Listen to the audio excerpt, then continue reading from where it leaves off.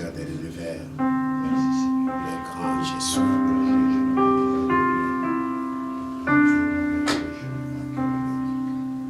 Tu as dit à Moïse que tu diras à mon peuple que c'est Jésus qui t'a envoyé. Seigneur, merci parce que tu n'appartiens pas au passé. Tu n'es pas influencé par les temps. Tu existes avant les temps. Et tu existes. Tu existeras toujours, même après les temps. Tu es Alpha, tu es Oméga. Oh, merci Seigneur.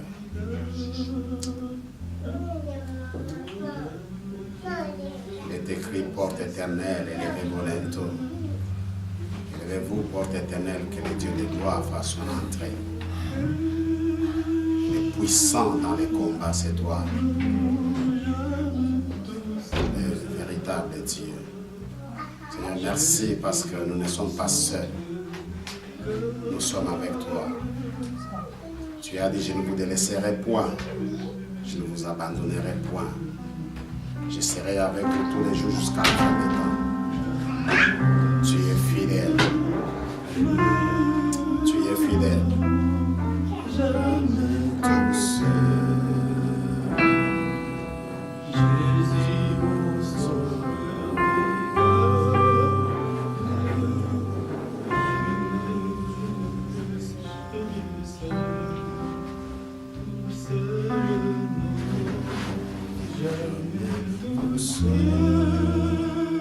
Nous ne sommes pas seuls, oh Dieu. Nous sommes avec toi, Seigneur, merci. Parce que c'est ce que tu as mis dans nos cœurs aujourd'hui pour communiquer à ton peuple. Seigneur, Dieu Tout-Puissant, merci parce que tu m'as envoyé pour dire à tes enfants qu'ils ne sont pas seuls. Tu es avec eux. Seigneur, merci pour ces bonheurs. Merci pour cet immense bonheur. Seigneur, merci parce que tu as mis cela dans nos cœurs. Nous sommes là à cause de ta bonté. Nous sommes là à cause de ta miséricorde. Tu es le véritable Dieu. Lorsque nous nous déclarons que nous nous sentons incapables, tu nous donnes la capacité. Tu es Dieu.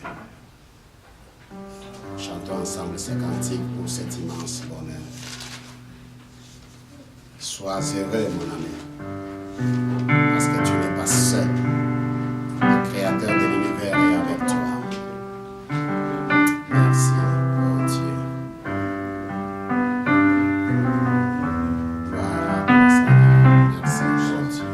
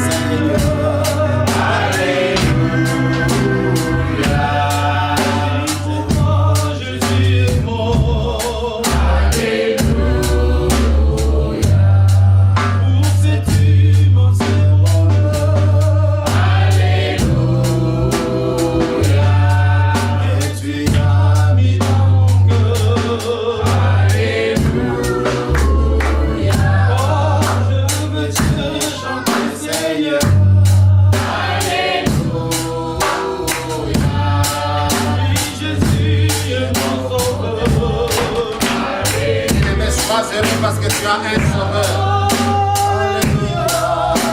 Alléluia.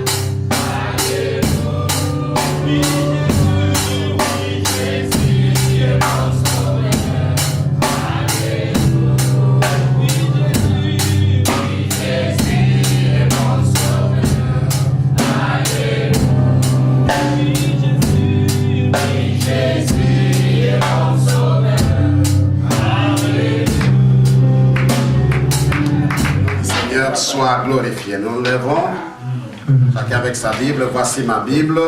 Voici ma Bible. Je suis ce qu'elle dit que je suis. Je suis ce qu'elle dit que je suis. J'ai ce qu'elle dit que j'ai. J'ai ce qu'elle dit que Et j'ai. je peux faire ce qu'elle dit que je peux Et faire. je peux faire ce qu'elle dit. Aujourd'hui, je reçois la parole de Dieu. Aujourd'hui, je reçois la Mon parole. cœur est réceptif Mon cœur et mon intelligence renouvelée. et mon intelligence. Je crois et je confesse Je crois et je que je ne confesse. serai jamais le même. Je ne serai jamais le Dans même. le nom de Jésus. Au nom de Jésus. Amen. Que le Seigneur vous bénisse. Aujourd'hui, nous parlons sur les écluses des cieux. Les écluses des cieux. Nous lisons Malachie chapitre 3, versets 10 à 12. Les écluses des cieux. Malachie 3, versets 10 à 12. Je lis dans la version Parole de vie. Apportez donc réellement les dixièmes de vos biens dans la maison du trésor, pour qu'il y ait toujours de la nourriture dans les temples. Je l'affirme, moi, le Seigneur de l'univers. Vous pouvez vérifier que je dis la vérité.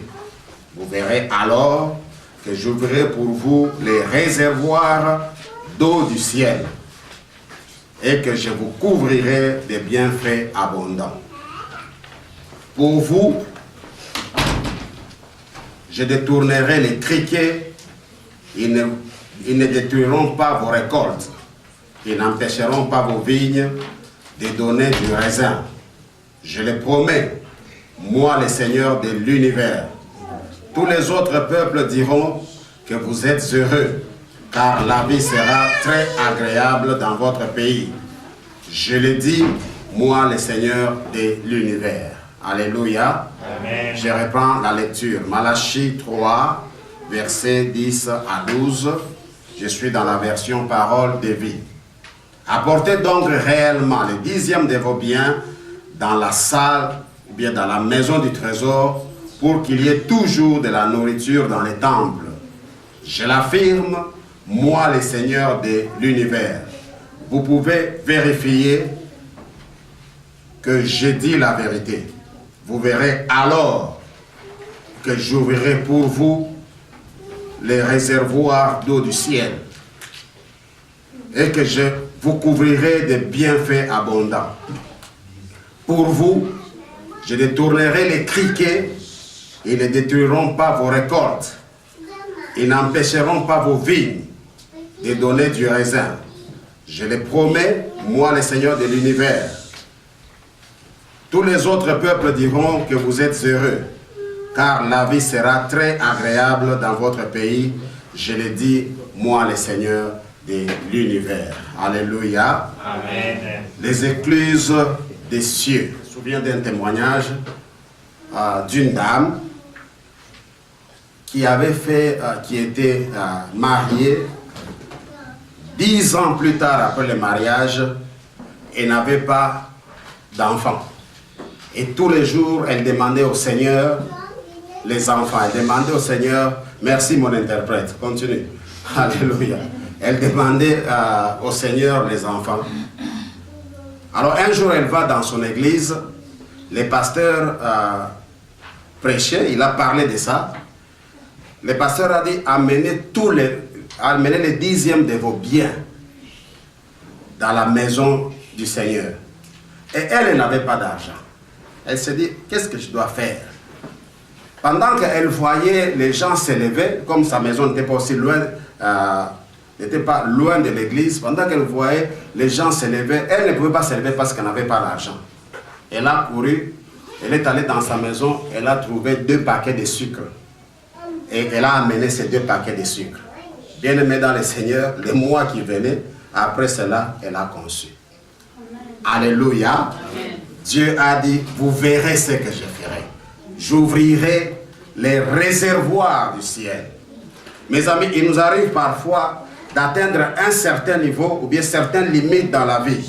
Ce soit dans le domaine de la santé, une maladie qui a fait des jours et des jours, la solution ne vient pas, la guérison ne vient pas, on ne fait que souffrir, la maladie devient la chanson de tous les jours. Soit c'est sur le plan relationnel, on n'arrive pas à comprendre ce qui se passe, on se pose des questions, quoi faire, comment faire. Tous les jours, il y a toujours des questions qui viennent et qui reviennent.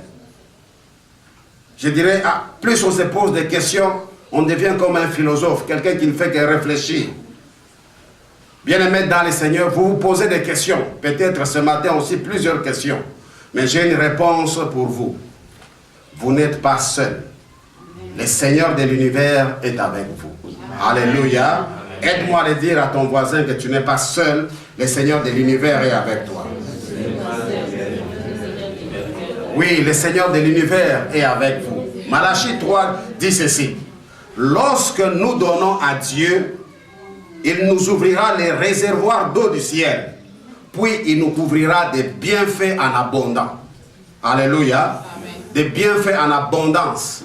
Il dit, il nous ouvrira les réservoirs du ciel. Dans notre version, il est écrit les vannes du ciel. Ou bien les robinets du ciel. Ouvrir les robinets ou bien les réservoirs du ciel ne concerne que l'argent. Il s'agit aussi de la bonne santé. Il s'agit aussi du travail. Il s'agit d'avoir des enfants intelligents, des enfants qui craignent Dieu. Il s'agit aussi de la croissance. Il s'agit aussi du mariage. Il s'agit aussi de la guérison. Cela vient des robinets qui a ouvert du ciel. Parce que Dieu peut guérir sans passer par les médicaments. Alléluia. Dieu peut guérir sans passer par les traitements logiques ou bien les traitements traditionnels ou bien les traitements normaux. Mon ami, si tu penses que rien ne va marcher, tu penses que tout le monde est contre toi, tu penses que tu es mal aimé, tu penses que tu ne réussiras pas, effectivement, parce que tu penses ainsi, tu es en train d'attirer cela d'une autre manière.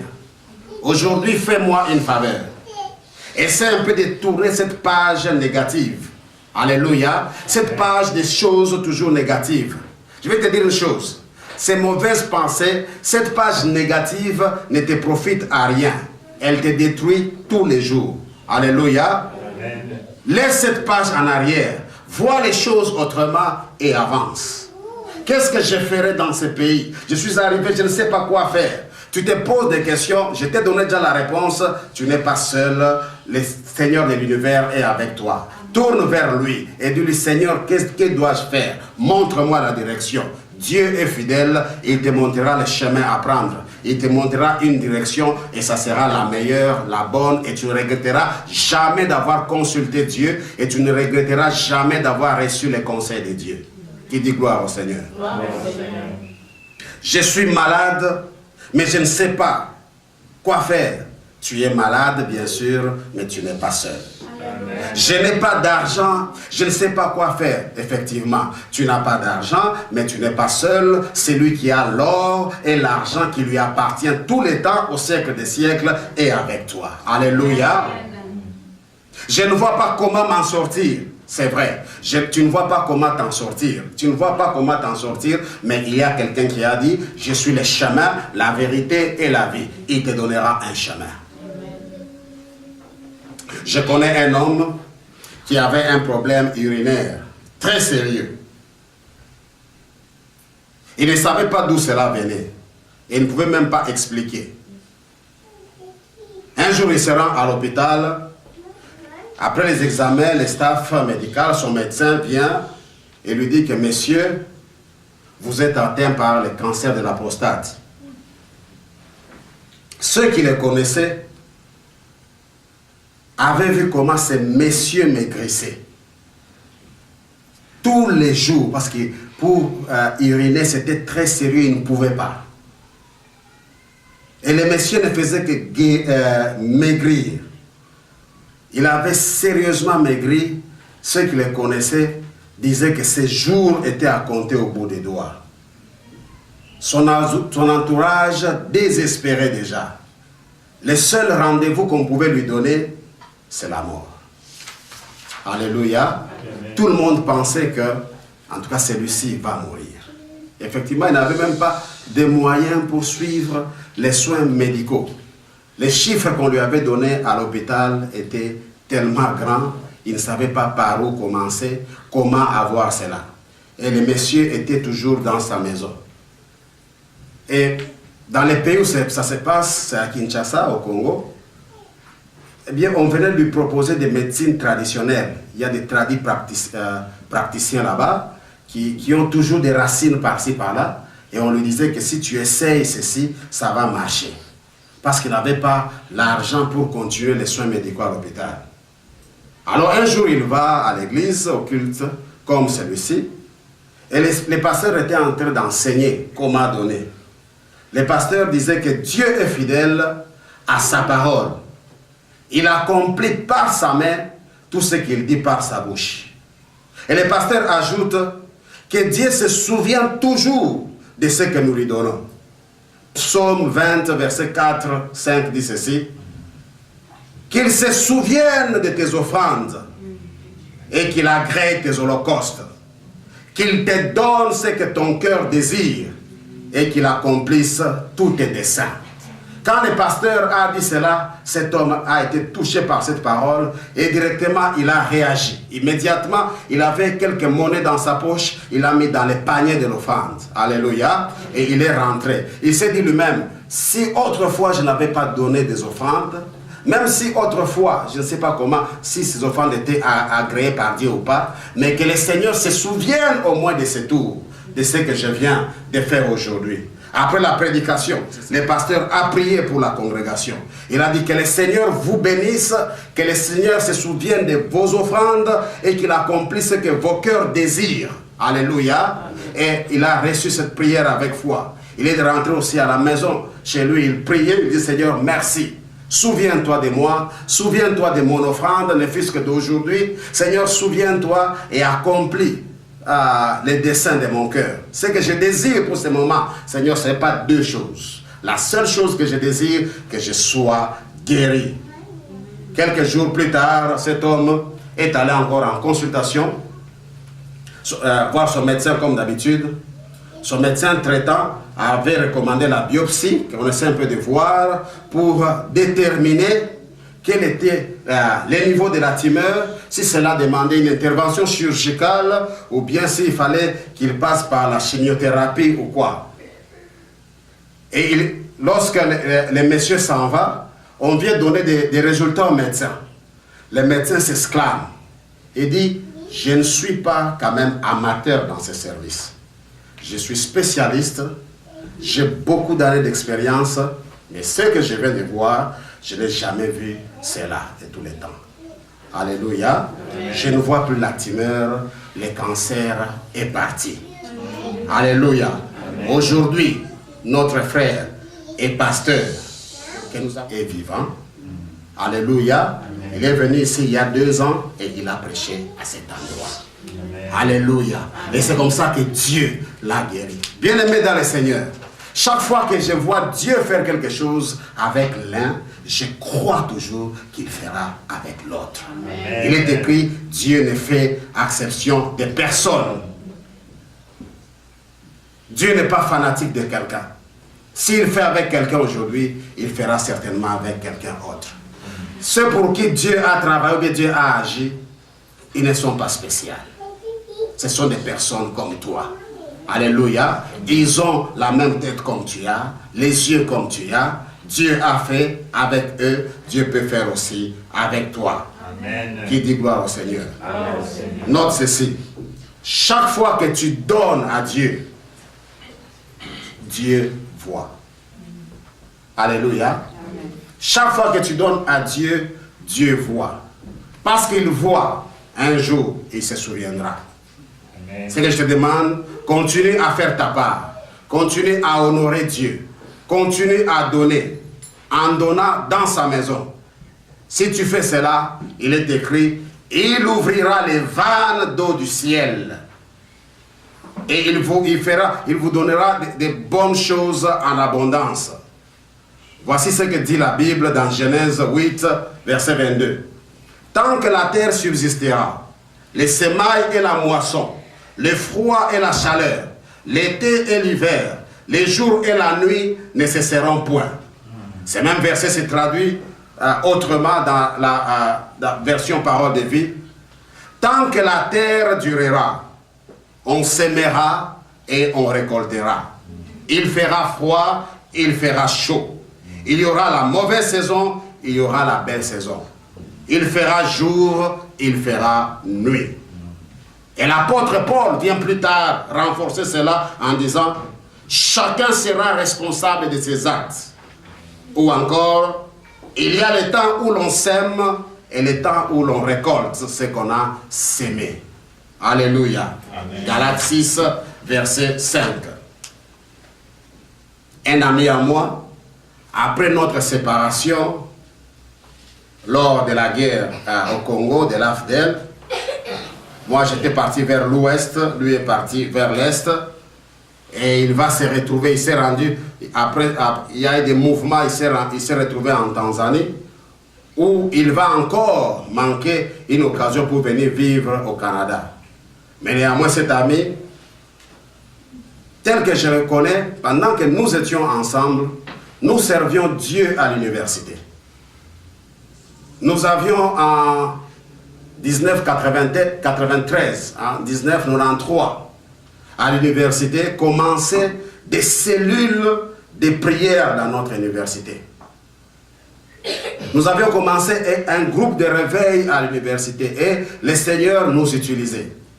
Mais ce que je connais de particulier chez notre ami, il aimait Dieu, il était sincère, il était honnête, et c'est quelqu'un qui savait donner.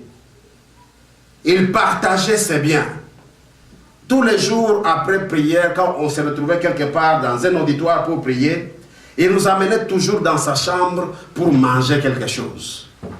Alors que nous étions tous étudiants, alors que chacun faisait l'économie de ses biens, mais lui s'arrangeait toujours pour nous offrir.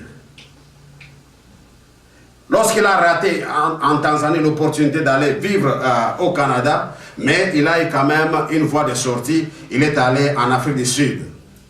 En tant qu'immigrant, je sais ce que cela signifie. Vivre dans un milieu où on ne connaît personne. Vivre dans un milieu où tu vas apprendre une nouvelle langue. Vivre dans un milieu où tout devient nouveau. Et spécialement ici, vivre dans un milieu où tout devient yes. Alléluia. Les yes d'autrefois, c'était les yes où on riait, qui faisaient un peu mal. Mais je t'informe que cette fois-ci, il y a un yes où Dieu te dira toujours yes. Quand tu vas vers Dieu, te demande quelque chose, Seigneur, la guérison, il dit yes, je te donne. Seigneur, j'ai besoin de ceci, yes, voilà. Alléluia. Parce que tu as beaucoup souffert avec tes yes. Tu vois, tu te souviens encore des yes où on devrait te révoquer. Yes, révoquez-moi. Parce que tu es voleur. Yes. Mais si on te révoquait, qu'est-ce que tu feras avec ta famille? Yes. Mais ta famille va manquer la nourriture. Yes. Bon, on peut te révoquer pour une semaine. Yes. Pleure d'abord. Yes. Alléluia. Je sais comment ça frustre un peu. C'est que ça fait venir apprendre de nouvelles choses. Et c'est comme ça que mon ami va se retrouver en Afrique du Sud, où il n'avait personne, où il ne connaissait personne. Mais comme Dieu a dit, je vous ouvrirai les fenêtres du ciel. Bien-aimé, Dieu lui a ouvert une fenêtre. Un jour, un Congolais qui venait du même coin que lui l'a rencontré, ils ont commencé à parler et le monsieur a dit de quelle famille il venait. Curieusement, ce monsieur avait grandi aussi au village. Il dit, mais oui, ce nom me dit quelque chose. Ta grand-mère nous avait aidés un jour. Alors, viens vivre dans ma maison. C'est une maison où il n'y a pas d'électricité. C'est une maison où nous dormons partout. Il y a des gens qui dorment la nuit, il y a aussi des gens qui dorment le jour. Mais comme ceux qui dorment la nuit vont au travail, tu profites, tu dors la nuit. À 6 heures, arrange-toi pour te réveiller parce que ce sera aussi leur tour de dormir. Alléluia. Et c'est comme ça qu'il va se retrouver. Il a retrouvé quand même un endroit où mettre la tête, où il pouvait dormir. Mais quant à la nourriture, il se débrouillait tant bien que mal. Mais quand il arrive dans ce pays, il a cherché aussi du travail. Il a eu un travail des personnes qui font les déplacements des voitures, c'est pas les valets. Je ne connais pas les termes en français. Vous connaissez ce travail, n'est-ce pas? Les valets, ok. Comme on le définit, c'était devant un hôpital que cet ami a commencé ce travail. Et lorsque les médecins et autres staffs de l'hôpital, autres personnels de l'hôpital venaient, lui avait pour rôle de prendre leur voiture et amener, classer très bien dans les garages. Les médecins les voyaient, certains personnels du staff médical le voyaient, on l'appréciait, il était toujours là, très bien, propre, et il faisait son travail. Et de ce travail, il avait du moins quelque chose à manger. Alléluia. Amen. Mais en ce qui concerne le sommeil, il dormait là-bas. Jusqu'à ce qu'un jour encore, le Seigneur va lui ouvrir une porte. Un pasteur est venu le chercher. Et le seul endroit où il pouvait dormir cette fois-ci, c'était à l'église. Alors il s'est dit, vaut mieux à l'église dans cette mouvance-là, où nous veillons, ainsi de suite. Quand nous dormons, mais il faut seulement profiter de ce temps de veillée et autres activités. Et il s'est retrouvé qu'il dormait à l'église. Alors pendant qu'il travaillait un jour, il se souvient d'une prophétie qu'on lui avait donnée, quand il était encore au Congo. Quand il s'est souvenu de cette prophétie, il a eu du courage. Et il est allé chercher son dossier. Il arrive là où étaient ses biens, il a pris son dossier et il est allé s'inscrire à la faculté de médecine dans une université de la place. Une chose à retenir, c'est que je ne sais pas pour le moment quelle est la situation, mais autrefois, c'était très difficile pour un étranger d'avoir une inscription, une admission dans des facultés comme médecine, et spécialement en Afrique du Sud. Ce n'était pas facile. Alléluia. Amen.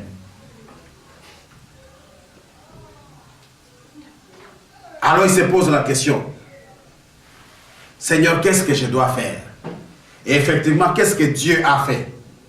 Dieu lui a ouvert les écluses des cieux. Dieu lui a ouvert les robinets, les réservoirs d'eau du ciel.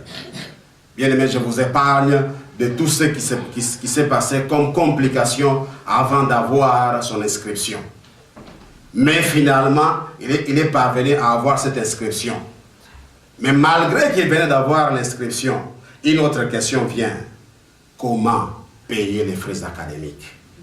Ça, ce n'était pas facile. C'était la chose la plus compliquée. C'est ici que Dieu maintenant s'est souvenu de ses offrandes. Cet ami est allé voir l'un des managers qui travaillait dans un grand hôpital de la place, effectivement là où était la faculté. Et si je ne me trompe pas, c'est le manager de la clinique universitaire. Et il parle avec lui. Il dit, voici, Dieu m'a fait grâce. Je viens d'avoir l'inscription. Mais je n'ai pas d'argent pour étudier. Le manager lui dit, c'est vrai, tu n'as pas d'argent. Laisse-moi vérifier. Le manager a vérifié, effectivement, il était inscrit, il avait tous les papiers qu'il fallait. Il y avait au moins 3000 candidats, mais on n'avait retenu que 200. Et dans les 200, il fallait 150 Sud-Africains, natifs, et les 50, il fallait chercher dans toutes les nations du monde. Et lui était dans les 50. Alléluia. Avec un problème. Où trouver les frais académiques? Un problème qui engendre un autre problème. Et le manager a dit, ok, je vais. Il a vérifié, il a trouvé qu'effectivement, notre ami était inscrit, mais il n'avait pas l'argent pour faire ses études. Ce manager prendra son téléphone et il a commencé à appeler les médecins qui travaillaient là-bas. Il dit, alors, c'est moi, il se présente, j'ai un cas ici. Il y a un étudiant, celui qui avait toujours l'habitude de déplacer vos voitures. qui vient d'avoir l'inscription, mais il n'a pas d'argent des frais académiques. Les premiers appels, les médecins disent oui, je vais les supporter. Alléluia. Voilà pourquoi j'ai dit, les oui qui vous ont fait ou auxquels vous avez souffert, cette fois-ci, il y aura des oui de Dieu. Dieu commencera toujours par vous dire oui. Les gens viendront et ils vous diront oui. Alléluia. Ces messieurs appellent encore un autre médecin. Le deuxième médecin, quand il écoute, il dit oui, pas de problème. Oui, je vais supporter. Il a appelé plus ou moins 4 médecins et les 4 avaient accepté. Ils ont dit, et d'abord le premier a dit, ça demande combien? Voici mon chèque. Ça demande combien? Voici mon chèque. Bien aimé dans le Seigneur, le monsieur a totalisé l'argent et il a payé ses frais académiques. Aujourd'hui, mon ami qui est médecin en Afrique du Sud, il y a 20 ans qu'on ne communiquait pas avec lui. On vient de communiquer avec lui il y a une semaine. Il me dit qu'il est médecin à Cape Town et maintenant il fait la spécialisation en gynécologie. Voici ce que Dieu est capable de faire. Alléluia. Là où il n'y a pas de sortie, il va vous trouver une sortie. Là où tout est bloqué, il a dit, je vous ouvrirai les fenêtres du ciel. Je vous ouvrirai les vannes du ciel. Je vous ouvrirai les robinets d'eau du ciel. Et je vais verser sur vous en abondance. Alléluia. Pourquoi? Parce qu'il est le Dieu qui se souvient de vos offrandes. Bien-aimé dans le Seigneur, ma prière aujourd'hui est que tout ce que tu as fait dans la maison du Seigneur, depuis que tu l'as connu, depuis que Dieu t'a appelé, que Dieu se souvienne de ton offrande et qu'il donne ce que ton cœur désire et que Dieu te donne en abondance dans le nom de Jésus. Le Dieu qui a guéri cet homme du cancer de la prostate, le Dieu qui a donné à mon ami Willy, qui est parti des services de valet, un petit chauffeur qui déplaçait des voitures du parking au garage. Aujourd'hui, il est là bien assis, marié, père de 3 enfants et il gagne très bien sa vie. Il est écrit, rien n'est impossible à Dieu. Amen. Là où tu es aujourd'hui, ce n'est pas ta destination finale. Pourquoi? Parce que Dieu n'a pas encore dit les derniers mots sur ta vie. Amen. Accepte ce que tu fais aujourd'hui. Fais-le bien. Fais-le avec courage. Fais-le avec détermination. Ne maudis pas ce que tu fais. Quand je suis arrivé dans ce pays, avec mon premier travail, un jour, j'étais en train de pleurer. Je le dis toujours et je n'oublierai jamais les conseils que ce médecin m'avait donnés. Vous savez, autrefois, tout ce que je savais en ce qui concerne la nuit, ce n'était que des veillées de prière. Alléluia. Mais cette fois-là, je me suis retrouvé dans une veillée de production. Jésus avait multiplié les pains par sa parole. Moi, j'avais multiplié les pains par mes muscles. À Chinook. Alléluia. Et il y avait, quand les gens mangeaient les hot dogs, quand je passais dans les stations, je vois les hot dogs, je dis, voici mon œuvre. Vous mangez parce que moi, j'ai travaillé toute la nuit. Alléluia. Oh, je mange des hamburgers, je dis, c'est moi, le producteur. C'est ce que Jésus a fait. Gloire à Dieu. Jésus, tu as multiplié les pains. J'en ai multiplié aussi. Acclamons le Seigneur. Alléluia. Bien-aimé, ce que tu fais, fais-le bien. Alors, un jour maintenant, j'étais là en train de pleurer, regretter un peu. Penser autrefois ce que nous avions comme luxe. Vous savez, quand vous goûtez le luxe, ça fait mal quand vous l'abandonnez. Dieu nous a fait grâce, nous avons goûté un peu à ce luxe. Je me retrouve une fois à Boma. Alors que je devais descendre de la voiture, je vois seulement quelqu'un qui vient avec vitesse, il ouvre ma portière. Il dit, oh, ça c'est moi. Ok, ouvre. Et j'ai commencé à marcher avec assurance. Là où j'ai parti dans une salle pour donner la formation, tout le monde me saluait. Au même moment, j'avais reçu 400 bonjours. Bonjour, bonjour, bonjour, bonjour. Alléluia. Je devais effectuer un voyage. J'arrive au bureau des Nations Unies.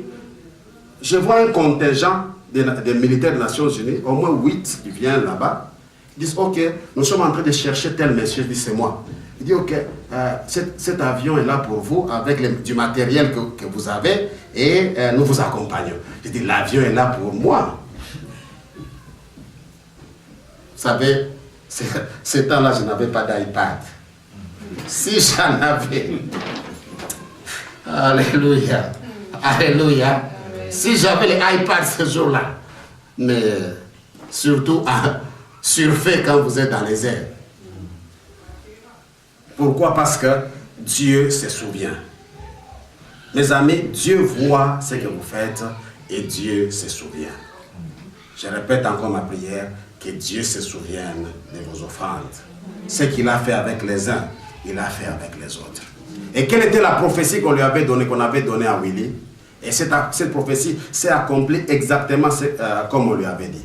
Pendant qu'il était à Kinshasa, il priait toujours dans les groupes. Une dame lui a dit, frère, tu seras médecin, mais tu ne vas pas étudier dans ce pays, tu vas étudier ailleurs, et Dieu va te bénir dans les pays où tu iras comme médecin et tu iras loin.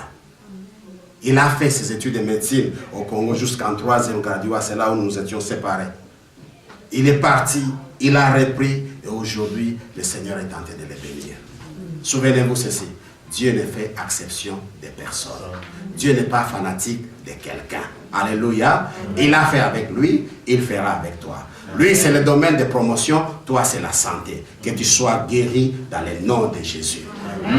Lui, c'est la santé, toi, c'est de l'argent. Que Dieu te donne ce que tu as besoin dans le nom de Jésus. Amen. Dieu dit et Dieu fait. Dis à ton voisin, Dieu dit et Dieu fait.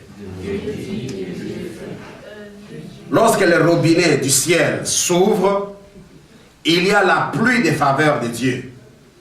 La pluie tombe sous plusieurs formes et elle arrose. Il ne s'agit que de l'argent, comme je le disais, ou bien des choses matérielles plutôt, mais c'est aussi et surtout la joie du cœur. Que Dieu vous donne la joie et la paix du cœur dans le nom de Jésus. Ne crains pas, mon ami, si tu ne vois rien aujourd'hui. Reste calme. Ton tour arrive. Amen. Aide-moi à le dire à ton voisin que ton tour arrive. Répète que ton tour arrive. Oui, le temps de nouvelles choses, le temps d'abondance, le temps de nouvelles idées. Là, lorsque Dieu ouvre, je disais, il ne s'agit pas seulement de l'argent, il s'agit aussi des idées.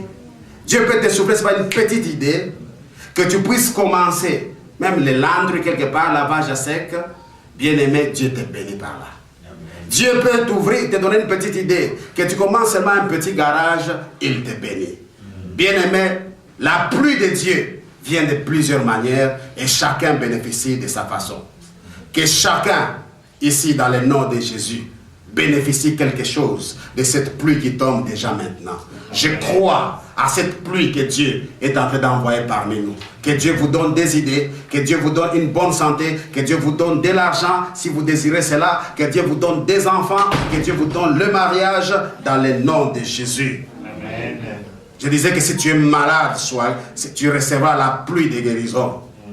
Si tu sens une dépression, tu recevras la pluie de la joie. Amen. Si tu as besoin d'enfants, la pluie de la reproduction vient et elle va chasser la stérilité dans le nom de Jésus. Fais ta part et Dieu fera aussi la sienne.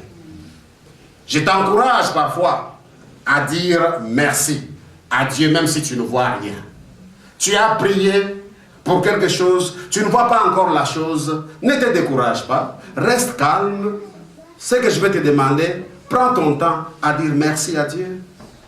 Seigneur, merci, parce que tu as déjà résolu ces problèmes.